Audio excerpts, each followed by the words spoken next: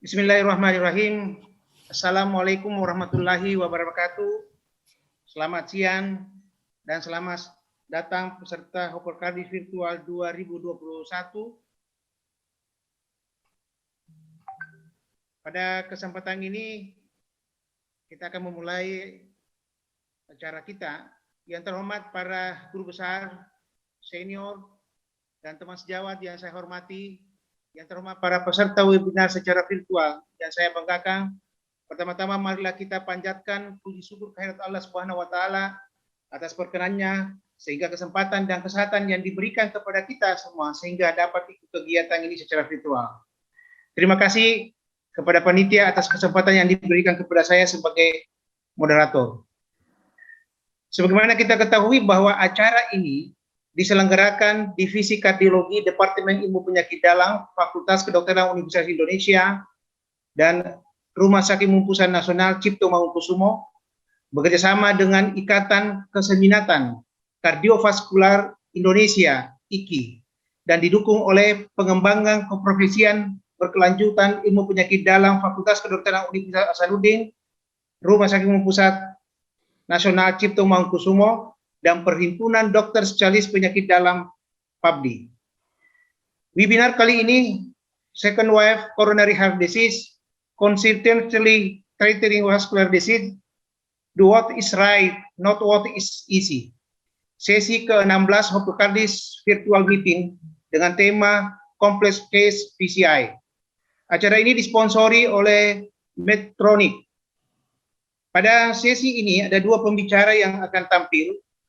Yang pertama adalah Dr. Eka, SPPD KKV Finasing, BACP Vika Mars, adalah staf Divisi Kardiologi Departemen Ilmu Penyakit Dalam, RSCM FKUI, riwayat pendidikan Dokter Umum FKUI tahun 2003, spesialis Ilmu Penyakit Dalam FKUI 2009, dan subspesialis konsultan kardiovaskuler FKUI 2014.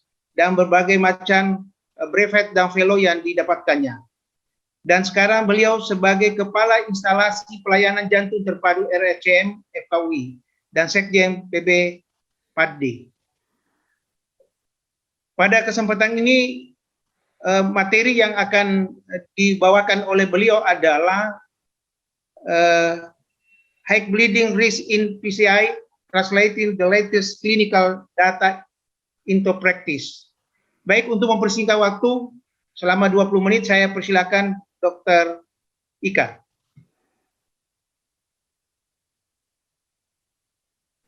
Terima kasih, Dr. Khalid. Assalamualaikum warahmatullahi wabarakatuh. Atas perkenannya sudah diperkenan untuk menyampaikan beberapa presentasi pada pagi ini. Mohon maaf ketukar tadi nama saya dan nama Eka Ginanjar. Kita berdua selalu ketukar I dan E. Untung kita nggak ketukar yang lainnya ya, Dr. Eka Ginanjar ya. PJT-nya Eka Ginanjar, dok, bukan saya. Baik, saya terima kasih juga kepada peserta panitia sudah memberikan saya kesempatan untuk memberikan presentasi yang khusus pada hari ini. Judul tema besarnya Complex in PCI, Complex Cases. Jadi kita lebih cenderung membicarakan hal-hal yang sangat spesifik di bidang intervensi kardiologi. Namun kita usahakan ada klinikalnya dengan harapan saudara sekalian dapat memberikan asumsi atau memberikan nasihat atau memberikan evaluasi kepada pasiennya jika habis stent atau habis pasang stent, itu apa yang harus dilakukan, apa yang harus diperhatikan dengan risiko-risiko bleeding. Izinkan saya untuk men-share bahan presentasi saya pagi ini. Terlihat jelas ya, Dr. Khalid ya? Iya. Baik, terima kasih pada para peserta. Assalamualaikum warahmatullahi wabarakatuh, pada para peserta, para guru besar, sejawat senior, para dokter-dokter yang sudah hadir pada acara Hopper Cardis pada siang hari ini. Topik saya adalah High Bleeding Risk in PCI, Translating the Latest Clinical Evidence Data into Practice. Saya tambahkan evidence karena biar ada kejelasan bahwa ini adalah hasil-hasil penelitian. Kita tahu bahwa ini ada sedikit pernyataan dari saya, dan ini adalah overview sedikit yang akan kita sampaikan pagi ini mengenai guidelines dari penggunaan DAPT, kemudian apa itu high risk bleeding patient, terus clinical evidence data yang ada dibuat dengan memperhatikan high risk bleeding patient, kemudian beberapa case yang dapat digunakan sebagai pengejauhan atau penerapan kondisi-kondisi high risk bleeding. Guideline kita tahu tahun 2017 European Society Cardiology mengeluarkan guideline fokus update pada DAPT dengan pasien CAD yang berkolaborasi dengan Persatuan Bedah Torak di Eropa. Guideline-nya mengeluarkan beberapa saran-saran antara lain penggunaan skor precise DAPT score, kemudian ada DAPT score. Precise DAPT score digunakan pada saat pasien akan dilakukan stenting koroner, sedangkan DAPT score dilakukan setelah pemasangan penggunaan DAPT selama 12 bulan tanpa ada kejadian-kejadian yang perlu pengawasan. Jadi dengan menggunakan precise DAPT score, maka kita bisa membedakan ini pasien akan mendapatkan short DAPT 3-6 bulan penggunaan DAPT, atau yang standar 12 bulan, atau yang long DAPT, 24 bulan. Nah, yang DAPT score setelah 12 bulan, maka akan dilihat apakah dia masuk yang standar DAPT, hanya 12 bulan selesai. Kemudian jika hasilnya baik, maka dia bisa diberikan long DAPT, karena memang long DAPT sampai 30 bulan memberikan hasil pencegahan terjadinya risiko iskemik atau trombosis lebih baik dibandingkan dengan yang 1 tahun. Itu hasil penelitian. Tetapi yang 3 tahun ternyata yang 36 bulan hasilnya tidak sebaik yang 24 bulan atau 30 bulan setelah pemberian DAPT. Ini dapat digunakan sejauh sekalian skor ini untuk memberikan kesimpulan atau memberikan kepastian ini pasien short DAPT atau standar atau long DAPT. Ini ada sedikit mengenai beberapa topik-topik yang disampaikan dalam guideline tadi tentang penggunaan ticagrelor pada pasien ACS. Itu lebih baik dibandingkan dengan yang lain ya. Di on top on aspirin semua on top on aspirin. Kemudian yang kedua adalah pasien-pasien yang ACS yang mau menjalani PCI, maka prasugrel lebih baik daripada yang lain, tetapi ini semua tentunya tergantung dari kondisi masing-masing di tempat kita, obat apa yang ada, namun ini adalah yang hasil dari penelitian atau yang disampaikan dalam guideline. Ini sedikit mengenai P2Y20 ya, 12 ya, pada pengguna inhibitor pada pasien-pasien yang menggunakan obat-obat tersebut. Kita tahu bahwa selection timingnya harus tepat, dan penggunaan pada non-STEMI pun kita bisa berikan ticagrelor maupun clopidogrel tergantung kondisi masing-masing dengan dosis seperti tersebut di atas. Dan tentunya clopidogrel masih pada tempatnya digunakan pada pasien-pasien yang PJK stabil yang akan menjalani pemasangan stent pada koronernya, ya, dan mungkin juga pada pasien ACS yang tidak dapat menerima obat ticagrelor maupun prasugrel. Dan ticagrelor loading dose dengan 300 mg loading dose dengan setiap harinya di 70 mg itu direkomendasikan on top pada aspirin pada pasien STEMI yang menerima trombolisis. Ini adalah saran-sarannya untuk pasien-pasien yang mendapatkan DAPT, radial lebih bagus daripada femoral, namun yang mengerjakan harus ahli di bidang radial operator dan lain sebagainya, termasuk penggunaan PPI dikombinasikan dengan DAPT. Bagaimana caranya melakukan switching antara obat-obatan tadi, misalnya ticagrelor ke arah prasugrel, atau clopidogrel ke prasugrel, atau clopidogrel ke arah ticagrelor, sudah ada disebutkan di sini. Kita lihat di sini untuk yang kondisi acute setting, maka bila jadi clopidogrel mau masuk ke ticagrelor, maka ticagrelor diberikan 180 mg, ya, irrespektif setelah pemberian clopidogrel sekalipun. Sedangkan kalau dari ticagrelor menuju ke clopidogrel, maka diberikan 600 mg 24 jam setelah pemberian ticagrelor terakhir. Dan halnya dengan clopidogrel yang menuju prasugrel, maka biasanya diberikan langsung 60 mg, namun bila prasugrel kembali ke clopidogrel, kondisi akut, maka 24 jam setelah pemberian prasugrel terakhir dengan dosis clopidogrel tetap 600 mg. Ini adalah contoh-contoh dari switching antara beberapa obat tadi, termasuk kondisi kronik di mana dosisnya berubah atau berbeda dibandingkan kondisi akut. Ini bisa Anda lihat di dalam guideline dari ESC 2017 mengenai DAPT. Kita bisa melihat juga bahwa pemberian DAPT durasinya biasanya tergantung dengan jenis stent yang digunakan. Kita tahu ada stent jenis BMS, DES atau BRS, dan tentunya ini atau juga ada yang balon coated drugs, dan tentunya kita bisa melihat berapa lama pemberiannya. Jika biasanya 6 bulan ya pada obat-obatan sekarang, jadi terapi-terapi dengan stent yang terkini biasanya dijanjikan 6 bulan dengan jenis stand-nya, maupun juga ada yang 1 bulan untuk beberapa stand yang baru. Kemudian pada pasien-pasien dengan high risk bleeding, yang dimana precise DAPT-nya lebih dari 25 atau sama dengan 25, maka DAPT dapat diberikan 6 bulan setelah pemberian setelah dilakukan PCI.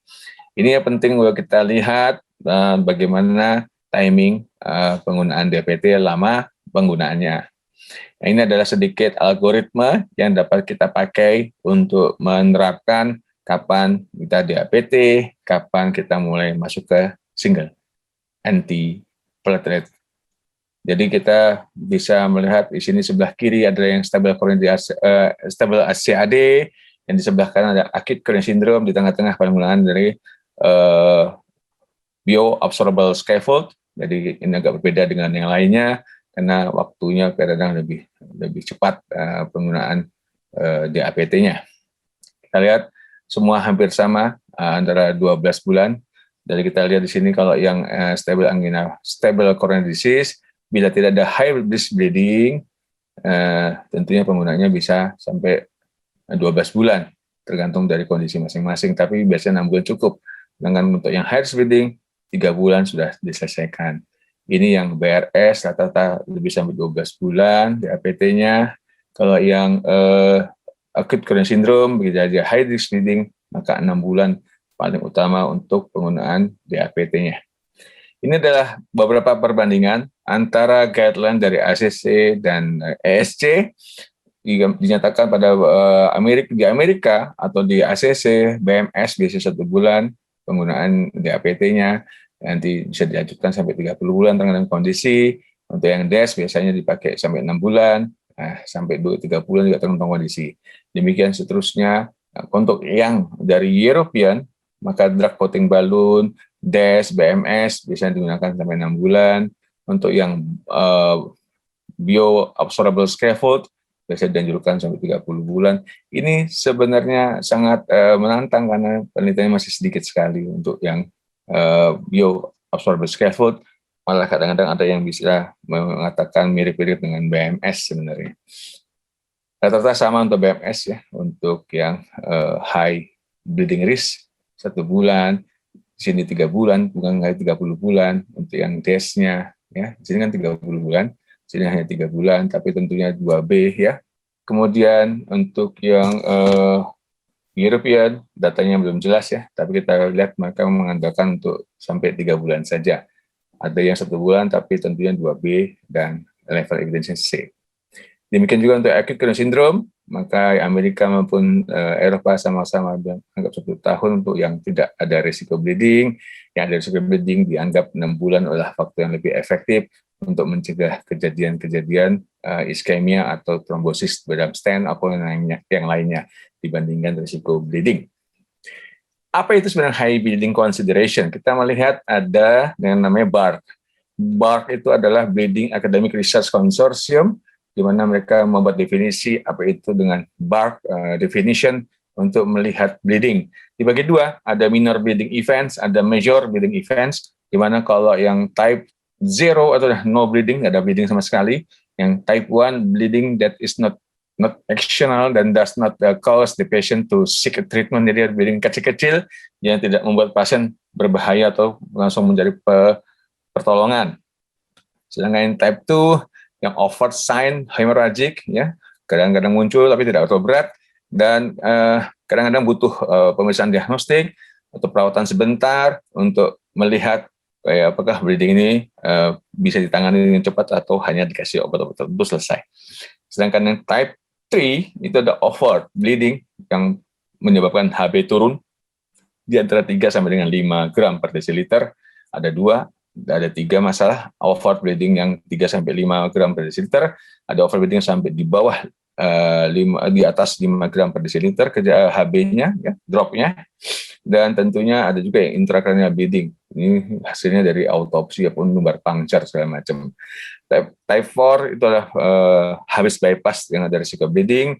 Kalau type 5 adalah fatal bleeding atau definite fatal bleeding yang menyebabkan kematian.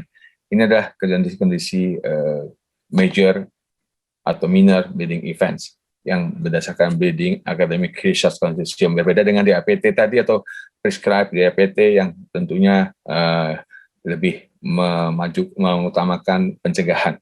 Kalau ini kejadian bleedingnya. Apa saja faktor risiko yang menyebabkan high bleeding risk pada pasien-pasien, yaitu adalah usia, kondisi penyakit ginjal, penyakit hati, kanker yang aktif, anemia, rendahnya kadar trombosit, riwayat stroke atau intracranial hemorrhagic, ya, atau adanya IVM, bleeding diathesis, prior bleeding atau transfusion sebelumnya, oral antikoagulan, penggunaan NSAID atau steroid, ya, atau rencanakan operasi pada saat penggunaan DAPT atau mengalami recent trauma atau pembedahan. Ini adalah hal-hal atau kondisi-kondisi yang menyebabkan terjadi bleeding. Jadi kalau kita lihat definisi dari bleeding, ada konsensus, apa itu high bleeding risk adalah BARC-nya 3 atau 5, ya, risiko berdarahnya sampai lebih dari 4%, dan atau ada risiko terjadi intracranial hemorrhages yang lebih dari 1% dalam 1 tahun setelah PCI, sehingga kalau melihat major kriterianya, ya, setelah dipisah-pisahkan, maka kita lihat major kriterianya adalah BARC 3 atau 5, atau risiko ICH dalam 1 tahun lebih dari 1%. Yang minor kriterianya adalah BARC-nya 3 sampai 5 dengan bleeding risk rendah, ya, kurang dari 4% dalam 1 tahun, atau risiko timbulnya ICH kurang dari 1%. Bagaimana pencerahan bahwa ini masuk dalam HBR atau tidak? Dia, ya, kalau 1 major kriteria masuk HBR, kalau 2 minor kriteria masuk baru masuk HBR. Ini adalah beberapa penelitian yang menjadi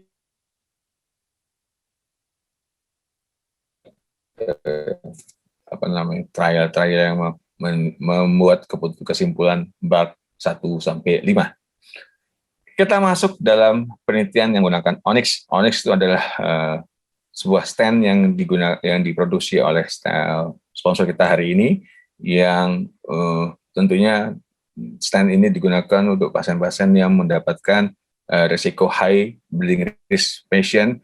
Digunakanlah Onyx yang diberikan dalam DAPT dalam 1 bulan saja. Dilihat apa risikonya, tentunya risiko yang kita harapkan jangan sampai timbulnya bleeding, dan kedua jangan sampai timbulnya ischemic. Di sini adalah Onyx One Global Program, 1 sampai 2 tahun datanya. Onyx One itu ada 2 penelitiannya, global study dan clear analysis, ya. Jadi mereka melihat beberapa data yang sama digunakan dengan cara yang berbeda. Jadi di sini kita lihat bahwa global study menggunakan BioFreedom DCS sebagai comparator, dan untuk yang klinis objektif performance kriterianya yang dilihat, ya. Sedangkan yang lain adalah Sains 28, itu mungkin kita nggak akan bahas pada hari ini. Mungkin kita langsung saja ke arah Onyx One Global Study Design. Di sini adalah membandingkan antara Onyx One, result Onyx, ya, yang melakukan Zerotollimus dengan BioFreedom yang drug coated stent. Jadi dia dilihat primary endpoint-nya bagaimana, apakah sama antara BioFreedom yang diketahui yang sangat bagus dan mungkin dengan result Onyx apakah ada kelebihan atau kekurangan atau malah non-inferiority. Dengan melihat cardiac death, myocardial infarct atau stent thrombosis dalam 1 tahun, nanti kita lihat penggunaan obat tadi pada pasien high bleeding risk. Ternyata hasilnya untuk cumulative incidence untuk cardiac death, myocardial infarct, ST elevasi dalam 2 tahun, nggak ada perbedaan antara Onyx dengan BioFreedom. Artinya non-inferiority value-nya tidak ada perbedaan bermakna, sehingga hampir sama. Ya, jadi antara keduanya nggak terlalu jauh berbeda. Setelah 2 tahun follow up, hasilnya adalah event rate-nya Resolute Onyx 4,5, BioFreedom malah lebih tinggi. Jadi mungkin ini bisa dilihat sebagai bagian dari analisis tambahan setelah 2 tahun. Demikian juga dengan low stand thrombosis confirm setelah 2 tahun, yang Onyx lebih rendah dibandingkan yang BioFreedom, maupun P-nya tidak bermakna. Yang bermakna justru timbulnya spontaneous myocard infarct pasca pemasangan PCI. Ini adalah sedikit event rate dari di TVR. Tentunya kita melihat bahwa masing-masing tidak berbeda bermakna antara keduanya, sehingga disebutkan bahwa tidak ada perbedaan bermakna juga dengan perdarahan baik pada Onyx maupun BioFreedom yang menggunakan 1 bulan DAPT. Untuk yang clear program riset, maka dilihat Onyx dan Onyx 1 bulan ya dengan DAPT, ditambah dilihat adakah cardiac event-nya 1 bulan, bagaimana kondisinya di Amerika dengan di Jepang. Nah, di sini kita lihat bahwa setelah dilakukan clearing data, analisis yang tepat, DAPT 1 bulan, kemudian diikuti dengan single angle pathology sendiri sampai waktu yang tertentu, sampai 12 bulan, maka secara global performance goal-nya adalah 9,7%. Ini penelitian-penelitian sebelumnya untuk yang di bawah yang menggunakan DAPT 1 bulan dan selebihnya 12 bulan. Maka dengan menggunakan Onyx dengan obat-obat yang sama dengan yang lain, maka didapatkan angka clear programnya, targetnya malah di bawah performance goal 7%, dan tentunya ditambahkan lagi secara kumulatif incidence-nya 8,4, dan tentunya hasilnya sangat baik dalam menurunkan primary endpoint cardiac death dan myocardial infarction. Jadi Onyx 1 dibandingkan dengan hasil-hasil penelitian dengan menggunakan stent lain yang 1 bulan lamanya. Jadi Onyx 1, tentunya setiap penelitian ada limitasinya yang harus kita sampaikan, tentunya agar ini menjadi lebih objektif. Hampir semua pasien yang menggunakan BioFreedom biasanya ada crossover, jadi ada pemberian pemasangan stent yang saling tumpuk-tumpuk gitu ya. Kemudian pasien dan outcome assesornya blended allocation memang sudah diusahakan untuk dilakukan blended, tapi susah juga kadang-kadang ya. Jadi procedural interruption-nya kadang ada masalah dengan prosedur injection DAPT, dan ada leg control arm-nya yang mungkin kita lihat bahwa tentunya ada masalah dalam penentuan ini kapan mau 3 bulan atau 6 bulan penggunaan DAPT. Yang untuk yang clear, pooling datanya yang jadi masalah karena di 2 negara yang berbeda, pooling datanya, dan tentu untuk 2 program not forward for low frekuensi TLR dan ST evasi.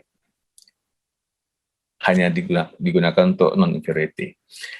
Secara umum, kita dapatkan bahwa Onyx 1 dan global adalah penelitian pertama DASH, ada trial DASH versus DASH trial untuk Resolute Onyx ZEST, dan menunjukkan bahwa Resolute Onyx non-inferiority dibandingkan dengan BioFreedom. Pada Onyx 1 clear, itu adalah studi pertama di Amerika dan Jepang untuk penggunaan DAPT 1 bulan untuk mencegah pada pasien-pasien dengan high bleeding risk dengan menggunakan DASH yang terakhir. Ini penting karena kita tahu bahwa ada satu guideline dari Eropa yang menyebutkan bahwa penggunaan DASH dengan kelas terakhir bisa mempercepat penggunaan DAPT pada pasien-pasien yang akan menjalani operasi. Ya, ini menunjukkan bahwa Resolute Onyx ZEST itu safe dan efektif untuk kompleks high bleeding risk pasien yang menerima obat DAPT 1 bulan namanya. Ini kita lihat sekali ya bagaimana cara menerapkan skor tadi precise DAPT, terus kemudian ada DAPT score pada pasien-pasien kita. Kita harus menilai apakah pasien ini punya risiko bleeding, apakah pasien ini punya risiko iskemik, harus ada keseimbangan tentunya, dan kita harus membuat beberapa skor-skor tadi Tentunya kita pernah kenal dengan Hasblad score, dengan CHA2DS2 score. Semua skor tadi masih bisa digunakan untuk mencari risiko-risiko bleeding dan risiko-risiko iskemik. Jadi ada keseimbangan di mana kita harus tahu kapan kita merekomendasikan DAPT buat waktu yang lama atau waktu yang pendek, termasuk risiko timbulnya infak atau risiko timbulnya bleeding pada pasien. Ini ada sedikit data dari penelitian Global Leaders yang melihat efek dari aspirin dan ticagrelor, ya, yang 1 bulan sampai 2 tahun ticagrelornya.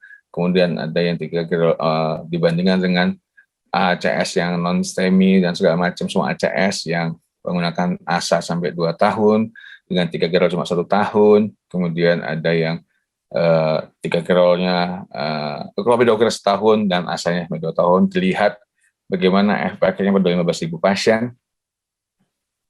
Secara umum bahwa ticagrelor monoterapi lebih rendah risiko bleedingnya dibandingkan dengan yang reference arm. Kita tahu reference armnya adalah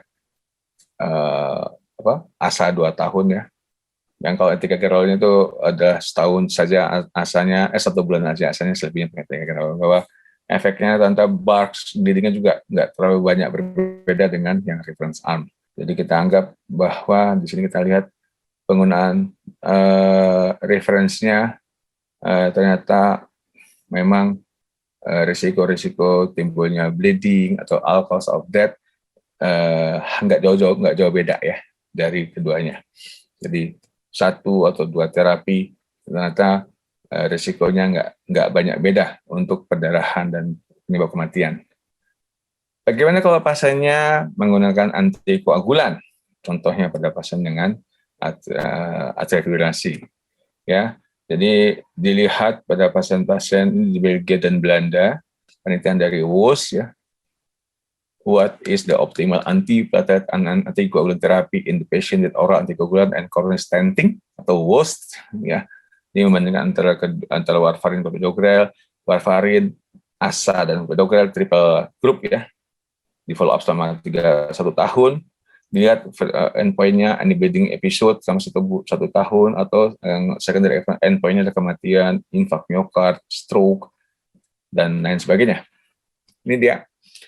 Primary endpoint ternyata yang menggunakan triple terapi cumulative incidence of bleeding-nya lebih tinggi dibandingkan double terapi group, ya. Kita tahu yang kalau ada penambahan obat-obat risiko bleeding tentunya akan lebih tinggi risiko timbulnya bleeding. Augustus adalah penggunaan obat apixaban dibandingkan warfarin pada pasien-pasien dengan AF. Ini sama juga studi desain melihat dibanding antara apixaban dengan warfarin, ditambahin ASA dan tanpa dengan placebo, ya.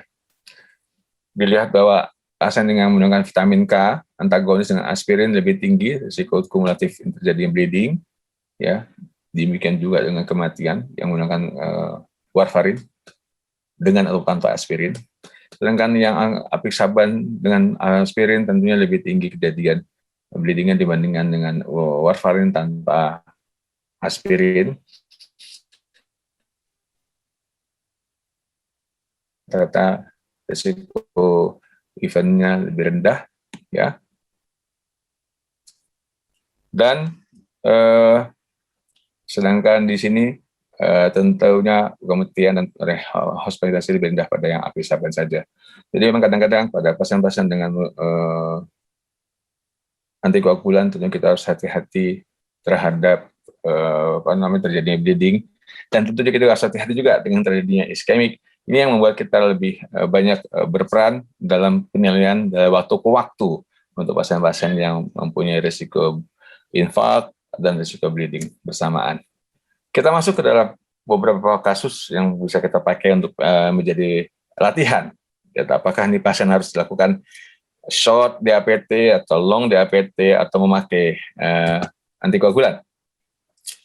Pasien 76 tahun, wanita sudah lanjut usia dengan angina stabil, type 2 DM, tidak ada riwayat CAD sebelumnya, bukan merokok, ada persisten angina dengan menggunakan beta blocker, ponitrat tetap ada anginanya, EKG-nya ada inferior ischemia, pada stress echo juga ada inferior ischemia. Pada QCA didapatkan adanya stenosis di RCA mid ya, 80%, dipasang stent 2,75 18 mm di situ untuk membuka stenosis tadi. Dengan medikasi yang diberikan pada saat pulang adalah aspirin 81 mg dengan clopidogrel 70 mg, dengan metoprolol ya extra release 50 mg dan atorvastatin 40 mg. Tidak ada riwayat bleeding sebelumnya, tidak ada iskemia sebelumnya. Pertanyaannya adalah kapan apa yang Anda rekomendasikan untuk DAPT-nya dan berapa setelah 3 bulan dia kontrol, apakah lanjut apa stop DAPT? Kita coba jawab aja pertanyaan ini ya. Kalau mau prescription DAPT, precision ya DAPT, maka usia tidak ada keterangan usia di 75 tahun, tidak ada data HB, tidak ada data white blood count, tidak ada data creatinine, tidak ada riwayat bleeding. Jadi kalau proses DAPT-nya kurang dari 5, kita bisa menggunakan long atau standar tolong DAPT. Jadi mungkin tidak ada masalah untuk penggunaan standar atau long DAPT. Nah, setelah 3 bulan, tentunya seharusnya kalau mau pakai yang DAPT score, kita harus melakukan setelah 12 bulan. Tapi tidak apa-apa kita melihat angka-angka tadi setelah 3 bulan. Kalau usia 75 tahun ke atas, -2, DM +1, stand diameter kurang dari 3, +1, prior PCI, ada PCI +1, maka hasilnya adalah 1 sampai -2 sampai 2 atau sampai 2 itu bisa disandarkan untuk standar DAPT. Lebih dari 2 biasanya long DAPT. Jadi kita menjawab bahwa pasien ini menggunakan standar DAPT cukup. Untuk kasus kedua, laki-laki 57 tahun dengan non-STEMI, riwayat oral antikoagulan karena AF, pernah minor bleeding dengan oral antikoagulan beberapa tahun yang lalu, tanpa ada major bleeding ya, pernah di PCI RCA 5 tahun yang lalu, pernah di PCI ke LAD setahun yang lalu, obat yang diminum ada aspirin, apixaban, atorvastatin, metoprolol, dan lisinopril. Hari ini dia dilakukan PCI, bifurcatio stent, LAD, ya 3,5 mm dengan diagonal 1, 2,5 mm, diberikan 3 gerol selama prosedur terlangsung. Jadi ada 3 gerol, ada apixaban, ada aspirin. Pertanyaannya, saat dia pulang, obat apa yang Anda gunakan sebagai DAPT-nya atau P2Y12 terapinya? Mau pakai 3 gerol, mau pakai clopidogrel, atau memakai prasugrel, atau triple terapi, ya? Atau apakah di-continue, aspirin dilanjutkan? Kapan Anda akan melakukan follow up? Ingat, ini ada pasien ada AF-nya, ada pemasangan stent sebelumnya, ada pemasangan bifurcatio stent hari ini, dan tentunya kita mau lihat apa risikonya. Ya, pernah bleeding beberapa tahun yang lalu, tapi kecil, tidak ada masalah, kita bisa masukkan ke dalam BARC 2 ya. Nah, kemudian kalau masuk precise DAPT, tentunya kita melihat usia belum masuk, belum ada data yang lain, ada hanya bleeding ringan saja, dan tentunya ini masuk yang bisa long DAPT. Tapi kalau melihat angka ada AF-nya, tentunya kita harus memadukan dengan antikoagulan. Kita lihat sekarang dari guideline-nya ESC. Pasien-pasien dengan AF yang menjalani PCI, maka kita harus concern about ischemic atau concern about bleeding. Ya, kita pilih yang mana. Kalau kita lihat karena pasien yang pernah mengalami bleeding, kita tentunya concern about bleeding prevailing ya. Jadi kita melihat di sini. Nah, untuk ini kita gunakan maka anti aspirin, di sini ada clopidogrel ya, dan oral antikoagulan. Nah, ini untuk alkohol sudah dikasih apixaban kan. Jadi di sini kita mau lihat ini mau pakai clopidogrel kah atau mau pakai 3 gerol karena sudah pakai 3 gerol sebelumnya.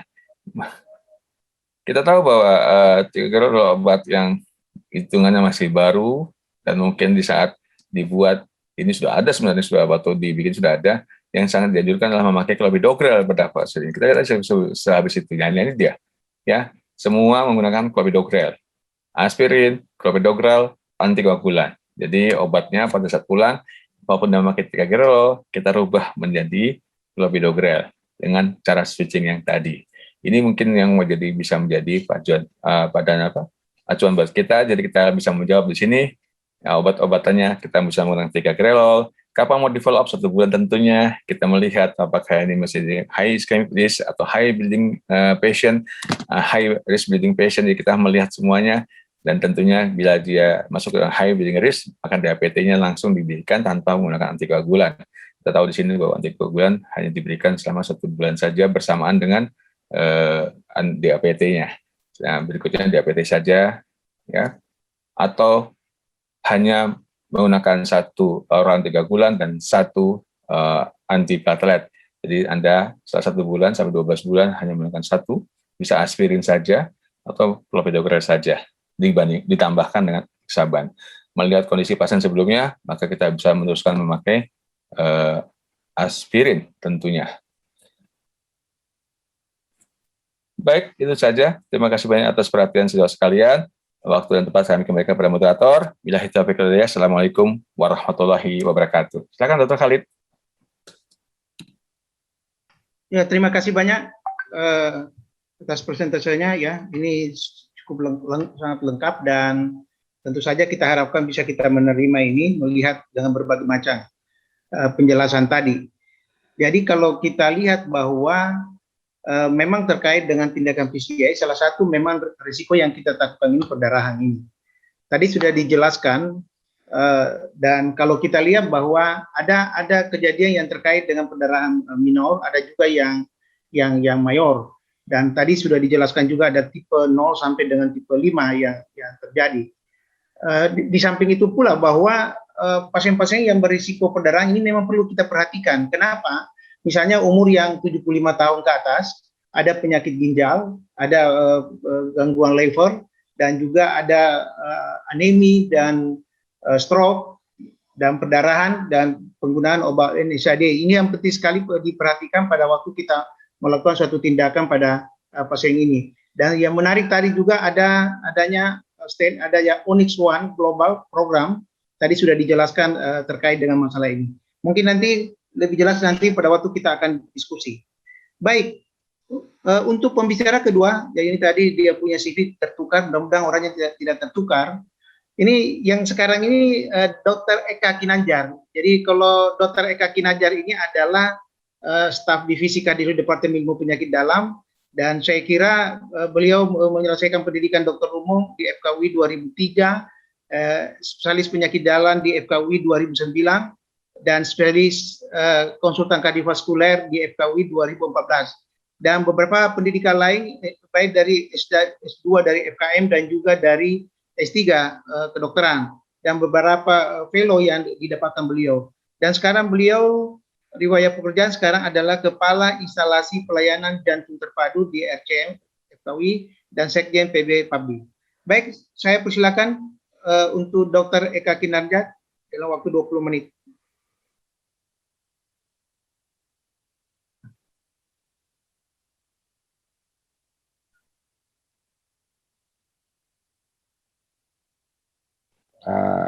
Manajemen rumah sakit juga.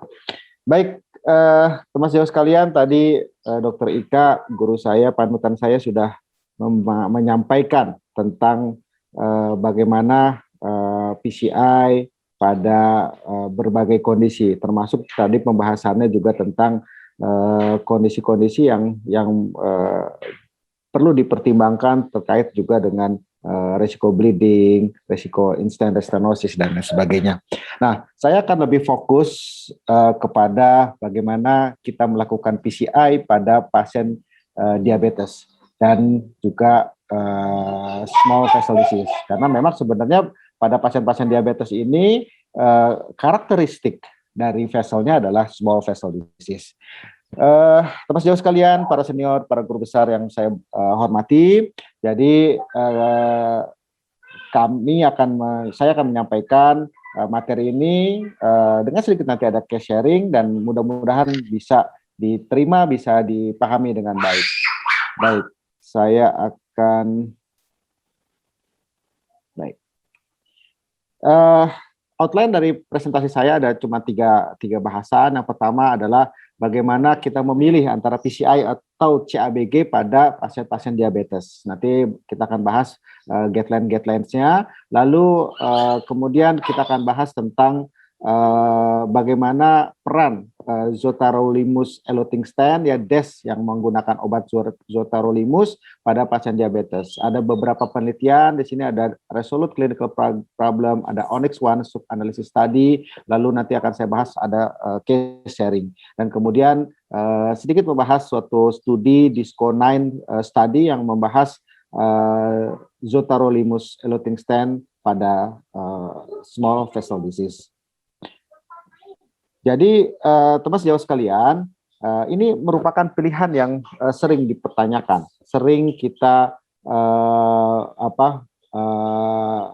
diskusikan, apakah pasien ini dilakukan PCI atau CABG, apakah kita lakukan operasi atau tidak. Dulu waktu saya pendidikan di Malaysia, mentor saya Profesor Datuk Rusli itu selalu ngomong ke pasien, Paci harusnya dioperasi, tapi kalau dioperasi jantungnya dibuka jantungnya seperti itu.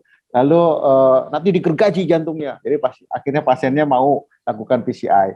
Nah, ini hal-hal yang perlu dipertimbangkan sebenarnya. Apakah seperti itu? Ya pasien jadi takut untuk dioperasi atau sebenarnya pasien memang berhak untuk dilakukan atau terbaik adalah dilakukan stenting. Nah, sebelum kita membahas itu secara detail, saya akan bahas sedikit tentang bagaimana pasien diabetes itu karakteristiknya. Kita ketahui pada pasien diabetes itu terjadi berbagai masalah. Diabetes timbul akibat dua faktor. Yang pertama adalah genetik faktor, ya. Kemudian ada faktor environmental. Ya, genetik kita ketahui orang tua kita, ayah kita, ibu kita apakah menderita diabetes atau tidak, itu merupakan hal yang perlu bahas. Sebentar, ada terus. Ya, terus kemudian ada faktor-faktor yang menyebabkan orang juga kena diabetes, ya. Pertama ada faktor pola makan kita, banyak karbo, banyak gula dan lain sebagainya, lalu obesitas dan physical inactivity, ya, kurang bergerak. Dan kurang bergerak ini menyebabkan kita bisa menyebabkan kurang dilakukan, kita bisa mendapatkan diabetes. Nah, ini menyebabkan insulin resisten, dan insulin resisten ini diikuti oleh adanya hiperinsulinemia, HDL yang turun, triglyceride yang naik, dan proses aterosklerosis itu terjadi. Hipertension juga mempengaruhi ini, kadang-kadang juga berjalan beriringan sesuai dengan patofisiologi dari penyakit, ya.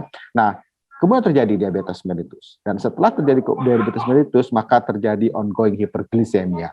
Nah, ongoing hiperglisemia akan menyebabkan aterosklerosis ini semakin mengganas.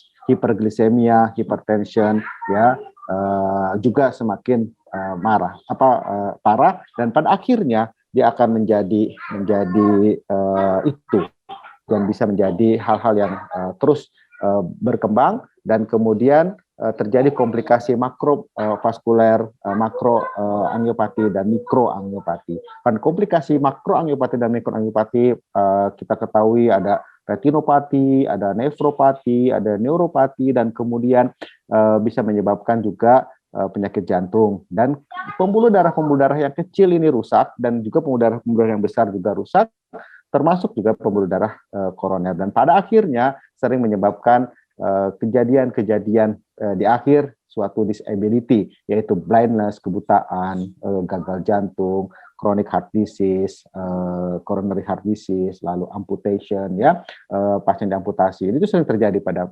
pasien-pasien diabetes. Semuanya itu disebabkan oleh suatu proses di pembuluh darah, dan pada akhirnya akan mengalami kematian.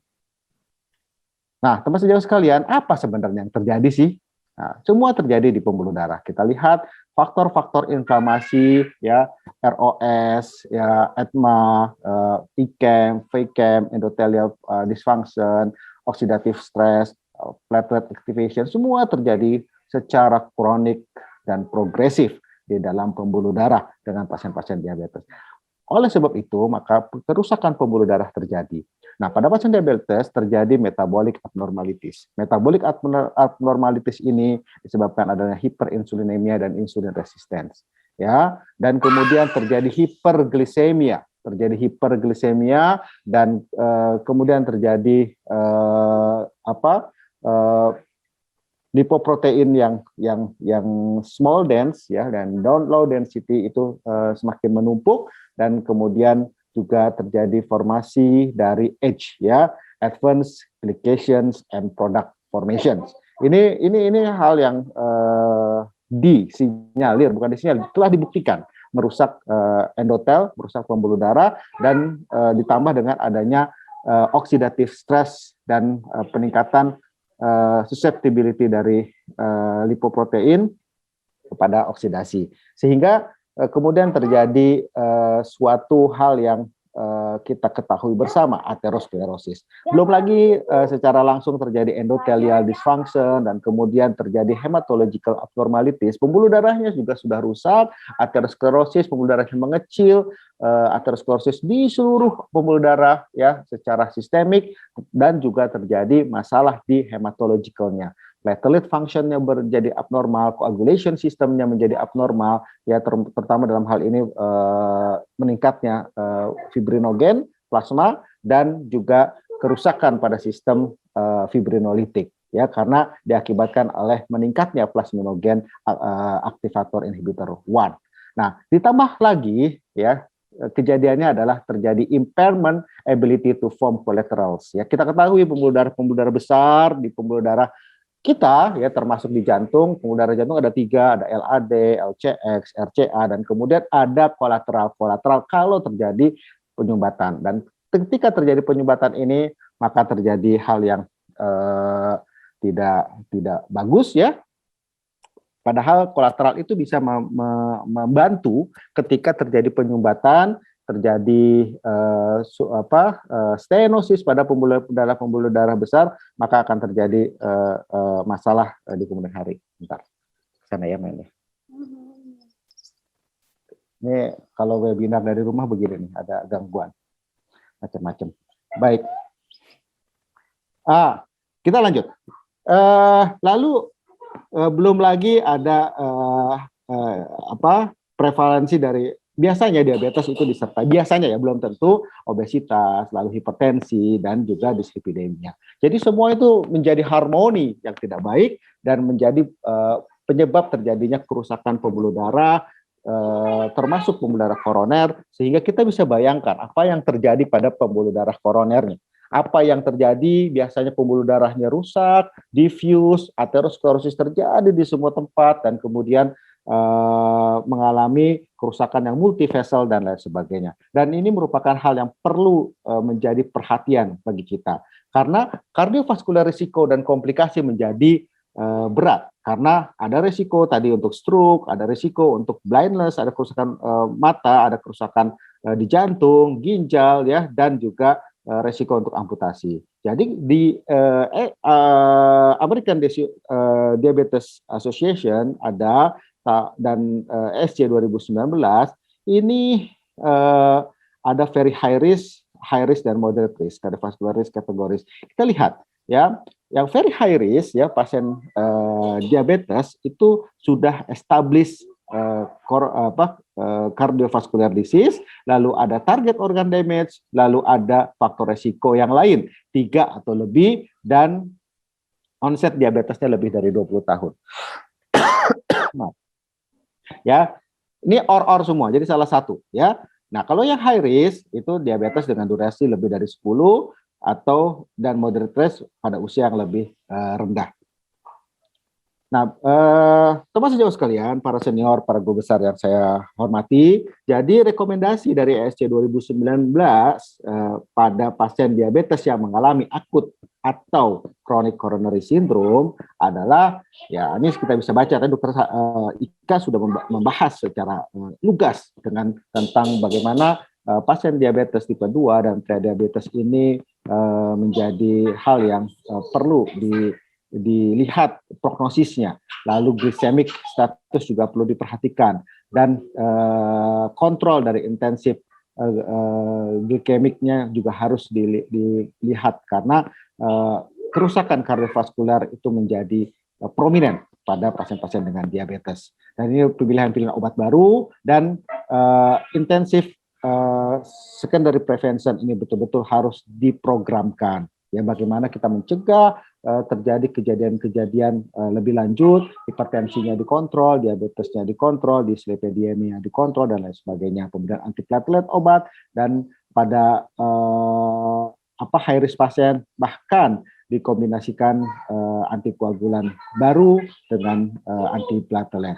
Ya, nah ini tadi sudah dibahas oleh Dr. Ika bagaimana antiaspirin, antitrombotik agent, dan yang paling penting adalah bagaimana kita melakukan intervensi pada multivessel CAD pada pasien diabetes. Ya, nah di sini disarankan lebih secara general lebih disarankan untuk CABG dibandingkan PCI. Jadi kalau pertanyaannya CABG PCI secara general seperti itu. Tapi nanti kita lihat apa hal-hal yang menjadi consider dan kita lihat secara lebih detail bagaimana kita memilih apakah pasien di CABG atau pasien bisa dilakukan PCI.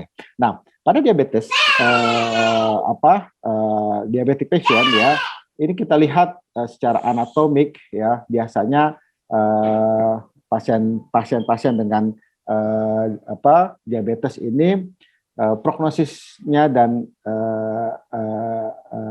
responnya terhadap revaskularisasi itu sebenarnya bagus ya, dan biasanya pasien diabetes ini lebih mungkin mengalami lesi di left main, ataupun kalaupun bukan left main atau terlibat left main dan menyebabkan atau bisa menyebabkan multivessel disease, dan kemudian ada coronary pathologiesnya itu biasanya diffuse. Apa diffuse? Pembuluh darahnya kecil-kecil, halus ya, karena lesi aterosklerosisnya terjadi pada seluruh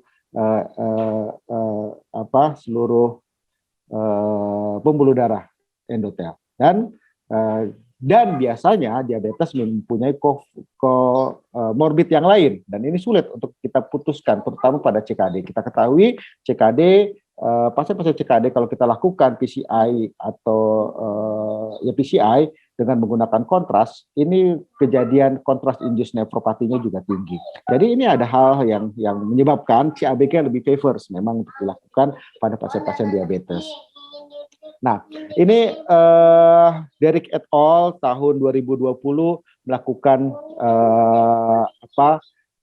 early and long term outcomes dari pasien diabetes yang mengalami PCI dan CABG. Ada beberapa studi di sini, dan pada kesimpulannya memang secara garis besar ya, pada pasien-pasien diabetes lebih disarankan untuk dilakukan CABG. Ya, ini beberapa alasannya. Dari outcome 3 days death-nya itu tidak ada bermakna, tapi all-cause mortality, late myocardial infarction, late stroke-nya, dan late repeat revascularization ini lebih favors CABG. Oh maaf, late stroke-nya itu juga no difference ya, tidak ada perbedaan antara PCI dengan CABG. Nah, kalau direkomendasi ESC 2019 ini jelas. Gampang sekali lihat tabelnya. Ini CABG, ini PCI ya. Kita lihat kalau one vessel atau two vessel CAD, no proximal LAD ini boleh kita lakukan atau boleh kita sampaikan untuk kita pilih untuk dilakukan PCI. Ya, ini hijau ya, 1A ya, CABG kelas 2B. Nah, kalau dengan proximal LAD, boleh CABG, boleh PCI, seimbang. Tapi kalau sudah melibatkan three vessel disease atau left main, ini lebih cenderung untuk dilakukan CABG ya. Walaupun kalau left main dengan low complexity masih bisa dipilih PCI. Jadi PCI masih ada tempatnya pada pasien-pasien dengan diabetes dengan kondisi-kondisi seperti ini. Bapak Ibu sekalian, teman sejawat yang berbahagia, para senior dan guru besar yang saya hormati. Jadi ini hal yang disarankan oleh guidelines ESC 2019, di mana kondisi-kondisi one vessel disease, two vessel disease, three vessel disease, dan left main disease ini menjadi konsiderasi, menjadi pertimbangan utama kita dalam menentukan ini boleh CABG atau dilakukan PCI. Ya, kita lihat memang cenderung kebanyakan untuk dilakukan CABG, kecuali pasien-pasien dengan one vessel disease tanpa proximal LAD stenosis atau dengan proximal LAD stenosis, lalu two vessel disease ya dengan sama without or with proximal LAD. Dan kalau sudah three vessel disease ya, kalau walaupun syntax score-nya rendah tinggi tetap prefer-nya CABG. Nah, jadi pada pasien CABG apa sih jadinya kesimpulannya ya tadi ya, lebih kepada yang simptomatiknya ada dan hal yang perlu dipertimbangkan adalah vesselnya ya, syntax score-nya juga diperhatikan sehingga kita bisa memilih antara CABG atau tidak. Nah, beberapa penelitian kita coba lihat sekarang. Tadi kan rekomendasi dan kemudian kalau kita lihat ini ada penelitian result pool analysis Zotarolimus eliciting stand on diabetic patients. Kita lihat pada pasien ini, pada penelitian ini, Resolute Clinical Program ini adalah data real world ya, pasien dengan diabetes. Ini trialnya ada Resolute macam-macam ya, di US, Jepang, dan internasional. Kita lihat di sini, kita lihat pasien diabetes mengalami 1.500 pasien dari 5.100 atau sekitar 57%. Standar risknya ya daripada pasien yang kompleks ya. Jadi ini lebih banyak yang pasien yang tidak kompleks. Nah, di sini kita lihat setelah dari prosedur ya dengan target adalah cumulative incidence of TLR ya, total resolution targetnya, kita lihat pada pasien diabetes dengan pemasangan stent ya Resolute ini memberikan TLR yang bagus ya, analisisnya selama 24 bulan, dan kita lihat masalah terkait dengan TVF, target vessel failure-nya ya, dengan menggunakan stent yang lain dibandingkan Resolute DASH ya, kita lihat secara bermakna penggunaan Resolute DASH pada pasien diabetes dengan target vessel failure itu menghasilkan hasil yang jauh lebih baik ya, 7,8 dibandingkan 14,5 ya, dengan P itu sangat bermakna. Nah, lalu bagaimana studi yang lain? Onyx One Clear Diabetic Subgroup ya, ini tadi Dr. Ika sudah membahas ini sebenarnya. Ini N-nya 1.500 dan dilihat bagaimana one month clear patients-nya ya, outcome-nya event free selama 1 bulan dan others mendapatkan diabetes selama 1 bulan. Kita lihat ini pasien diabetes 40% ya, ada 14% yang insulin treated, ada yang non insulin treated pada analisis ini populasinya, dan didapatkan memang HbA inclusion kriterianya ya, kita tahu kalau high bleeding risk-nya pada pasien elderly itu lebih tinggi, tapi relatif sama pada pasien ini ya, pada pasien diabetes high bleeding risk-nya pada elderly baik diabetes maupun non diabetes ini tinggi memang ya, dan pasien juga tinggi karena mendapatkan oral antikoagulan. Nah, yang lain-lainnya relatif seimbang pada inclusion kriterianya.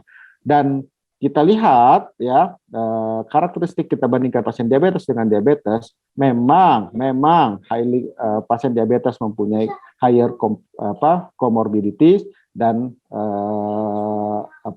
membutuhkan perhatian yang lebih ya, terutama pasti dia mempunyai BMI yang lebih tinggi, pasien diabetes biasanya mengalami hipertensi dan hiperlipidemia, dan multiple tindakannya bisa melakukan PCI, pernah punya pengalaman PCI dan CABG sebelumnya, ya, dan juga membutuhkan stand yang lebih panjang, ya, total stand length per patientnya itu lebih panjang.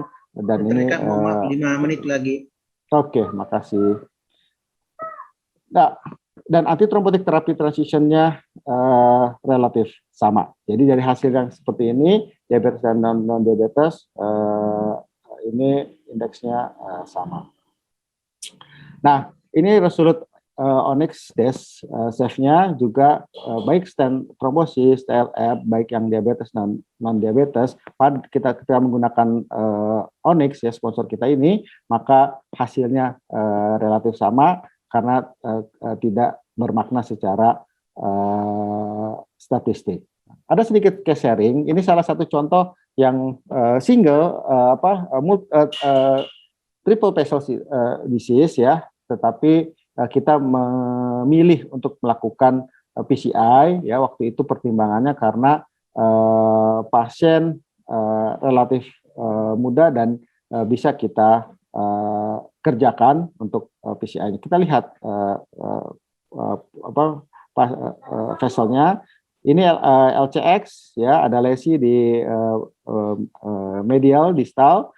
Nah, kita lihat LAD-nya diffuse, bahkan hampir tidak terlihat, ya, karena ada lesi yang signifikan di proksimal. Kita lihat dari kranial. Kita lihat sini, lesi yang small, diffuse dari proksimal sampai mid seperti ini. Dan kita lihat ekornya ada. Wah, ini menggambarkan suatu gambaran yang betul pasien diabetes yang sudah relatif lama, 5 tahun. Nah, kalau kita lihat dari gambaran spider, ya, kita lihat LAD-nya ini juga seperti ini, dan ini khas sekali untuk diabetes. Lihat untuk RCA-nya very small di vessel, ya, memang sebenarnya ini non dominan, ya, vesselnya, tapi karena dia diabetes jadi diffuse dan kecil pada pasiennya, jadi dia dominan pada LCX-nya. Nah, ini kita coba dilakukan intervensi, agak mengalami kesulitan untuk menembus lesi yang diffuse-nya di proksimal ini, ya, proksimal LAD, ya, tapi pada akhirnya kita berhasil memanage itu, kita bisa tembus, ya, dengan wire. Kita pakai 2 wire karena kita mau proteksi diagonalnya, dan kemudian kita berhasil menembus dan kita lakukan dilatasi dengan balonnya kecil. Kenapa balonnya kecil? Karena kita lihat pembuluh darahnya kecil, lesinya very tight, ya, sehingga kita menggunakan balon predilatasi dengan balon kecil. Setelah itu kita lihat sudah flow-nya lebih baik, walaupun lesinya masih ada di sini karena kita cuma membuka vesselnya dengan balon yang kecil. Kalau nggak salah pakai balon 1,25. Dan kemudian setelah itu kita putuskan kita betul di pembuluh darah yang betul dan bisa kita buka dengan vessel yang besar, maka kita menggunakan balon yang lebih besar. Kalau nggak salah ini balon 2,5 atau 2O, dan kemudian setelah dipasang dengan balon 2O, nah ini lihat besar, ya. Kemudian kita lakukan dilatasi lagi dengan balon yang lebih besar 2,5, jadi bertahap 1,25, 2O, dan kemudian 2,5. Dan kemudian kita sudah mulai lihat pembuluh darahnya mengalir dengan bagus, ya, dan kita lihat lesinya panjang dari mulai proksimal sampai kepada proximal mid sini, ya. Nah, dengan demikian ini posisi lain distal, kita lihat lesinya juga dari sini, ya, sampai kepada sini. Dan kemudian kita pasang stand. Ini stand pertama kita menggunakan Resolute, ya. Karena ini Onyx belum ada, kita menggunakan Resolute Integrity yang merupakan adiknya Onyx, ya, bukan adik, kakak, ya, karena belakangan, tapi sifatnya lebih sama, dan kita pilih itu karena lesinya diffuse, dan ini kita pasang. Dan kemudian ini stand kedua, ya, juga kita pasang, kita overlap, ya, karena ini panjang lesinya diffuse, dan stand-nya terpasang, dan kemudian kita lakukan overlap ya. Setiap pemasangan stand kita lakukan overlapping supaya stand-nya bisa menempel dengan baik. Dan ini hasilnya ya, alhamdulillah stand terpasang, flow bagus. Loh, ini ada lesi di bawah nih ya. Ya, itu karakteristik dari lesi pasien-pasien diabetes, karena lesinya panjang, diffuse, maka kalau kita pasang stand di atas, kadang-kadang kita terlihat, oh ini ada lesi-lesi baru di bawah. Tapi target vessel kita yang ini, ya, sehingga kita tetap lakukan hanya yang di proximalnya saja. Ini final result dari caudal, ya, bagus alirannya sampai kepada distal. Nanti PR berikutnya kita akan mengerjakan di LCX-nya. Nah, terakhir Pak Moderator, mohon maaf 2 menit lagi, Disco9 study, ini menggunakan Jutarolimus eluting stent untuk small vessel, ya ini single study, single arm study, menggunakan 302 pasien menggunakan Resolute Onyx, dengan pasien diabetesnya 39 pasien, ya, persen, dan kita ketahui bahwa dengan menggunakan Onyx ini, stent trombosisnya 0, ya, lalu TLR-nya juga sangat rendah. Jadi kesimpulannya untuk terapi pada Disco9 study ini penggunaan stent Resolute Onyx yang 2.0 ya, ini bisa digunakan untuk vessel yang kecil ya, karena memberikan hasil yang baik. Saya rasa demikian dari saya. Terima kasih atas perhatiannya. Ini saya hanya sedikit menggambarkan ini RSCM. Disinilah gedung PJT, ya, tempat saya dan Dr. Ika melakukan tindakan PCR. Sekian dari saya. Assalamualaikum warahmatullahi wabarakatuh. Terima kasih Dr. Eka atas penjelasannya. Saya kira ini cukup bagus ini, oleh karena ada kasus yang diperlihatkan dan ini sangat jelas kita bisa lihat terkait masalah ini. Dan kalau kita lihat pertanyaan tadi, yang pertama tadi Dr. Eka katakan, apakah dia mau PCA maupun dengan CABG, ini pertanyaan yang sering muncul di poliklinik, dan saya kira memang kita harus menjelaskan secara proporsional terkait dengan masalah ini, ya. Dan apalagi kalau misalnya ada kasus-kasus yang disertai dengan komorbid seperti tadi yang sudah dijelaskan DM, tentu saja penjelasannya kita harus lebih jelas lagi, oleh karena tidak tentu kemungkinan banyak hal-hal yang bisa terjadi, bisa saja bukan karena jantungnya, bisa jadi adalah komplikasi-komplikasi lain yang bisa terjadi. Dan tadi berbagai faktor tadi sudah dijelaskan oleh Dr. Eka. Baik, sebelum kita memulai diskusi, ada informasi dari panitia bahwa sertifikat dapat di-download di website www.hopecardis.org. Sertifikat diberikan pada peserta yang mengikuti webinar lebih dari 70% kehadiran kumulatif selama webinar berlangsung.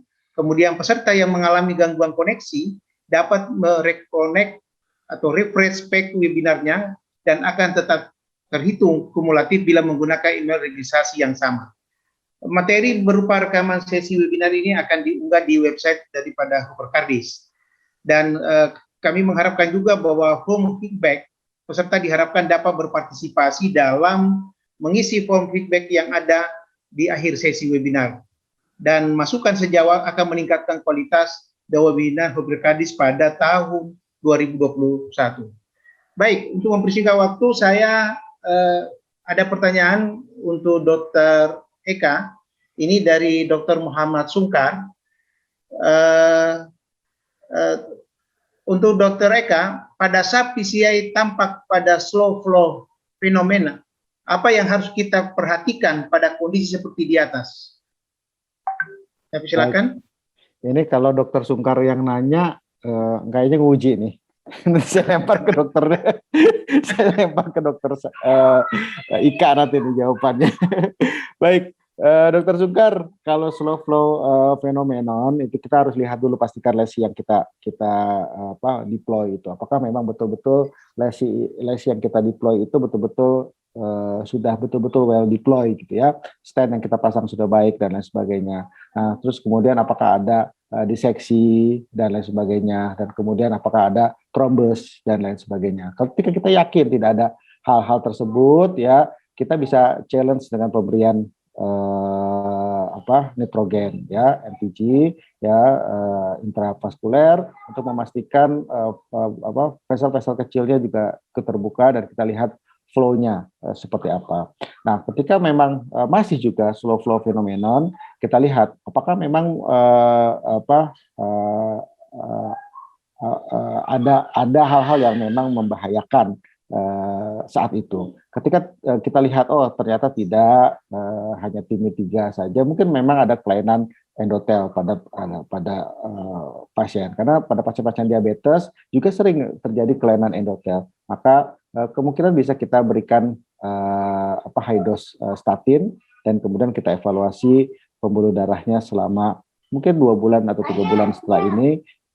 Apakah memang ada perbaikan setelah kita lakukan revaskularisasi dan pemberian high dose statin seperti itu. Nah, tetapi juga kita juga bisa kadang-kadang mempertimbangkan untuk memberikan antikoagulan kalau memang ada faktor-faktor resiko untuk terjadinya trombosis ya, resiko terjadinya trombosis. Ini betul-betul kita harus evaluasi pasien secara klinis dan secara angiografis. Seperti itu ya jawaban saya, Dr. Khalid. Ya mungkin Dr. Ika bisa menambahkan. Ya, mungkin silakan Dr. Ika, mungkin ada yang bisa ditambahkan. Tidak terdengar Dr. Ika suaranya. Ya, biasanya memang kita lakukan kepastian dulu apakah memang ada gangguan. Tadi mereka ada ngasih obat terapi yang sesuai epigatit apa segala macam. Juga bisa dikasih atrofin juga untuk melatih atau memicu takikardi. Siapa tuh dengan adanya takikardi sedikit bisa mengalirkan darah menuju daerah pasca stennya. Itu mungkin sedikit tricks dari memastikan slow flow atau no reflow. Demikian, Dr. Khalid. Terima kasih banyak, Dr. Sungkar, pertanyaannya. Ya, baik. Ini ada pertanyaan dari Ivani Mediasari. Ini saya seperti tidak ditujukan kepada siapa, mungkin dua-duanya bisa memberikan jawaban. Selamat siang, dokter. Izin bertanya, pada pasien non-STEMI yang sudah diberikan loading DAPT, namun pasien mengalami intrakranial hemoragik, melena, dan hematuri. Bagaimana untuk tata laksana selanjutnya? Kapan pasien dapat dilakukan PCI?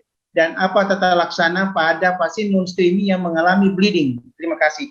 Saya kira Dr. Ika mungkin ini punya yang ditujukan ini. Silakan. Terima kasih.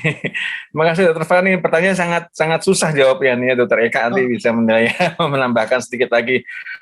Kita tahu bahwa kalau sudah ada risiko bleeding, tadi masuk ke risiko bleeding yang tipe 5 ya, BARC-nya tipe 5. Artinya sudah ada perdarahan yang fatal yang menyebabkan mungkin gangguan stroke yang berat atau apakah ada gangguan HB turun apa segala macam, kita tidak tahu datanya. Tapi kalau masuk tipe 5 maka dia masuk high bleeding risk, maka tentunya kita harus melakukan banyak hal, diantaranya memastikan bahwa pasien tadi apakah dengan pemberian obat DAPT akan memperluas wilayah perdarahannya. Sayangnya kita tidak mendapatkan data apakah kejadiannya pasca pemberian DAPT apa sebelum pemberian DAPT. Jika pasca pemberian DAPT, maka tindakan revaskularisasi atau PCI-nya akan mengalami gangguan. Nah, tapi di antara pemilihan terapi yang paling baik tetap aja PCI dibandingkan dengan trombolitik. Trombolitik lebih tinggi risiko stroke-nya dan kontraindikasi terhadap stroke hemoragik. Namun untuk revaskularisasi kita pun menggunakan antikoagulan, biasanya heparin sebelum dilakukan terapi pemasangan stent. Hal ini tentunya akan memperberat kondisi perdarahan di kepalanya jika memang sudah ada bleedingnya. Jadi kalau sudah begini apa yang dilakukan? Saya juga akan susah menjawabnya, Dr. Khalid ya. Tapi lebih baik kita melakukan evaluasi bersama-sama dengan neurologinya untuk melakukan risk stratifikasi dengan menggunakan obat DAPT dan antikoagulan pada saat PCI. Apakah ada penilaian tertentu dari neurolognya? Apakah akan memperluas wilayah perdarahan atau tidak? Jika memperluas wilayah perdarahan, terpaksa kita harus memilih edukasi pada keluarga. Risiko bleedingnya tinggi, risiko trombosis di jantung juga naik, jadi pilihannya bagaimana nanti kita berikan kepada keluarga juga untuk memastikan tindakan apa yang terbaik. Karena kalau kita kerjakan juga PCI-nya, maka perdarahan di kepala akan meluas, itu yang kita takutkan. Jika neurologi mengatakan demikian. Tapi kalau jika neurologi menyatakan bahwa perdarahannya nggak terlalu luas, masih bisa didatasi dengan baik oleh mereka, tentunya PCI bisa kita kerjakan. Tapi itu mungkin kerjasama antara kardiolog dengan neurolognya. Itu mungkin Dokter Eka mungkin ada tanggapan atau tambah, silakan Dokter Eka, saya nggak agak sedikit resiko. Karena ini memang sepertinya apalagi buah si malakama ini yang jadi persoalan. Dan memang kita juga harus melihat mudarat dan manfaatnya. Ya, saya silakan Dokter Eka kalau ada tambahan. Ya, ini seperti yang disampaikan Dokter Yamin di tracernya Hopkardis nih. Patient want to don't want to bleed. Apa tadi? Kita tidak mau berdarah, juga tidak mau tersumbat gitu ya pasien. Pokoknya intinya ini antara risk and benefit kita sampaikan ya. Jangan sampai kita kalau memberikan cair darah, antiplatelet, antikoagulan, kita selalu mempertimbangkan bleeding risk-nya ya. Makanya ada HBR tadi ya, high bleeding risk-nya. Terutama pada pasien-pasien diabetes ini HBR-nya biasanya tinggi, resiko bleeding-nya. Nah, kalau memang sudah terjadi bleeding, maka yang utama yang kita harus selamatkan adalah pasien jangan sampai meninggal karena bleeding. Apalagi perdarahannya adalah perdarahan yang banyak, besar ya, misalnya bleeding gastrointestinal yang masif atau sedikit tetapi intrakranial. Maka yang harus kita lakukan adalah kita stop dulu mau nggak mau, dan ini penting untuk kelangsungannya. Nah, masalah nanti kalau di stop nanti ada instant restenosis lah atau akut trombosit lah dan lain sebagainya pada jantung, ya itu adalah resiko kemudian yang mungkin itu yang harus diambil daripada bleedingnya berjalan terus. Jadi sekali lagi kelihayan kita untuk melakukan terapi juga mengenali resiko-resiko yang terjadi pada pasien itu menjadi tantangan bagi kita, dan tentu selalu ya kita sebagai dokter diajarkan kita berupaya mengobati pasien, tapi yang menyembuhkan itu bukan kita, tapi Allah Subhanahu Wa Taala. Itu Ustadz Ika yang akan sampaikan nanti. Ya, baik. Untuk Dokter Ika, ini sering kali ada pertanyaan di pasien di poliklinik ada terkait dengan tadi adanya risiko perdarahan. Ini bagaimana kita mensiasati ini, menjelaskan dengan kepada pasien untuk meyakinkan bahwa ini bisa dilakukan. Tetapi ada risiko-risiko yang ada sama mereka. Itu yang pertama Dokter Ika. Yang kedua adalah yang terkait tadi Onyx One tadi, seberapa aman ini sebetulnya. Meskipun kalau kita lihat tadi di kesimpulan dikatakan bahwa studi-studi ini menunjukkan bahwa resolusi Onyx ini aman dan efektif pada pasien dengan risiko perdarahan yang tinggi. Ya, saya persilakan Dokter Ika. Ya, terima kasih Dokter Khalid. Memang dengan jika ada high bleeding risk yang lumayan, artinya masuk ke dalam tipe 3 atau tipe 5, tentunya kita harus hati-hati dengan pemberian DAPT yang jangka panjang. Namun jika kita akhirnya tetap harus memasang stent, tadi kayak pasien STEMI tadi berurusan dengan pemberian DAPT dari intrakranial hemorragik, maka tentunya harus ada kehati-hatian. Nah, penilaian drop apa tidak dropnya dari intrakranial hemorragik tentunya itu menjadi masalah. Yang jadi masalah kan high bleeding risk, ada risiko akan terjadinya high bleeding risk, kan?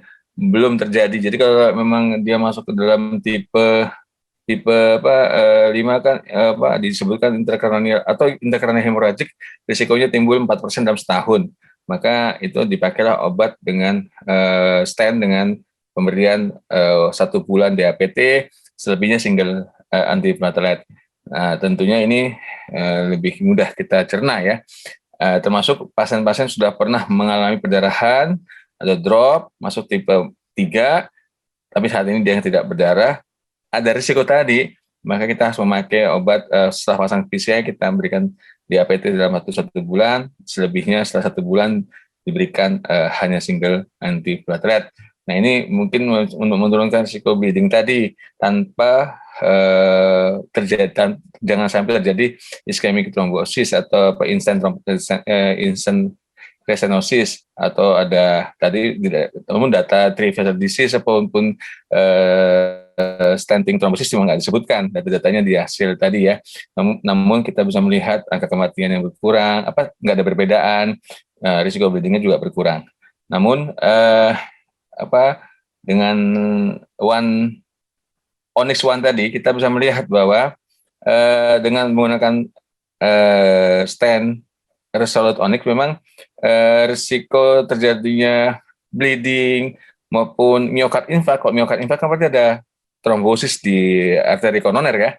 Jika itu berkurang, tidak banyak, tidak berbeda dengan yang diberikan lebih dari 1 bulan untuk yang DAPT-nya, sehingga kita bisa menggunakan stent tadi plus 1 bulan DAPT. Tentunya ada yang ticagrelor, ada yang clopidogrel ya. Nah, itu kita bisa melihat dengan 1 bulan tadi kita terus lihat dipasang dengan single antihipertensi tahun, ternyata risiko kematian atau myocard infarct yang kalau kematian menggambarkan bleeding, myocard infarct menggambarkan ischemic thrombosis ya. Bleeding juga bisa menimbulkan kematian, ischemic juga bisa menimbulkan kematian. Jadi antara dua-duanya, yang ischemic thrombosis bisa bikin myocard infarct atau bleeding itu lebih rendah. Jadi mau nggak mau kita bisa menggunakan formula 1 bulan DAPT untuk mencegah bleeding atau tetap tanpa mendapatkan risiko trombosis.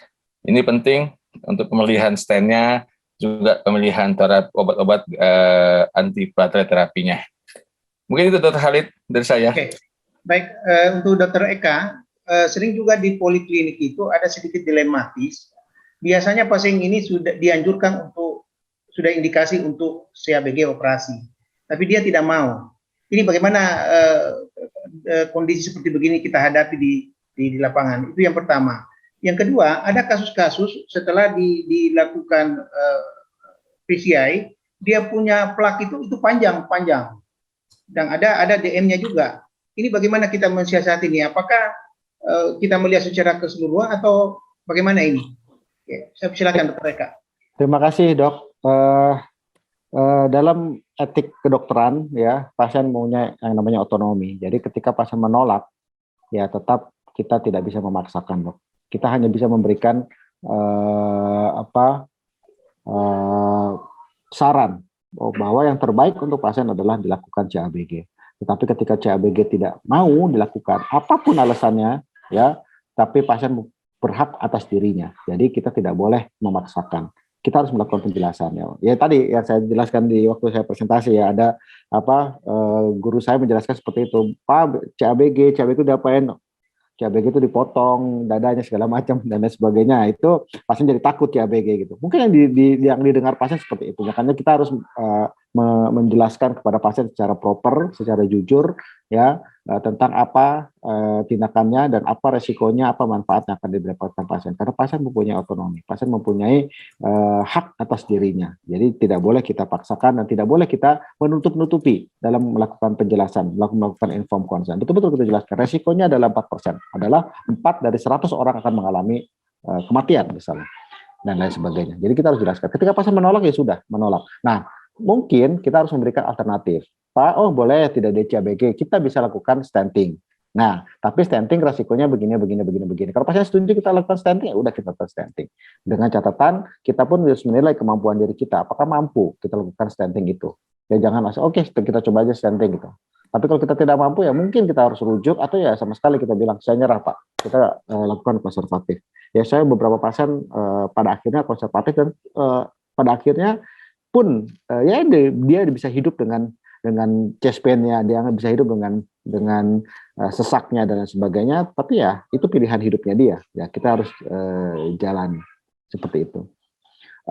Lalu untuk masalah diffuse disease tadi seperti contoh kasus yang saya sampaikan tadi, itu panjang di proksimal kasusnya gitu ya, diffuse, dan itu bisa dipasang dengan stenting sebenarnya. Dan pilihan stent yang kita pilih itu harus betul-betul Yang pasti kalau diffuse diabetes harus drug eluting stent ya, dengan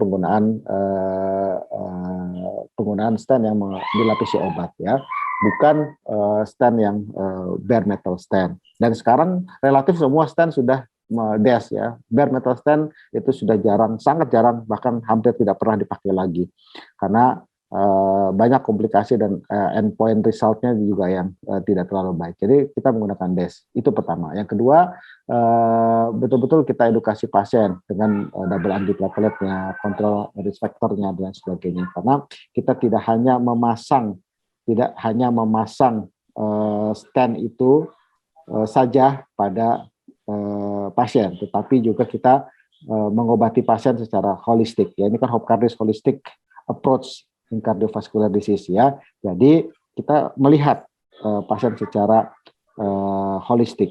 Nah, pasiennya mampu nggak untuk double antiplatelet? Pasiennya mampu nggak untuk menjaga faktor resikonya? Sehingga dengan demikian, walaupun kita pasang stent panjang, stent yang dengan DES gitu ya, tapi tetap ini merupakan punya resiko untuk mengalami stent restenosis, akut trombosis dan lain sebagainya, sehingga menjaga pola hidup itu lebih juga harus dilakukan. Kontrol ketat faktor resiko juga harus dilakukan.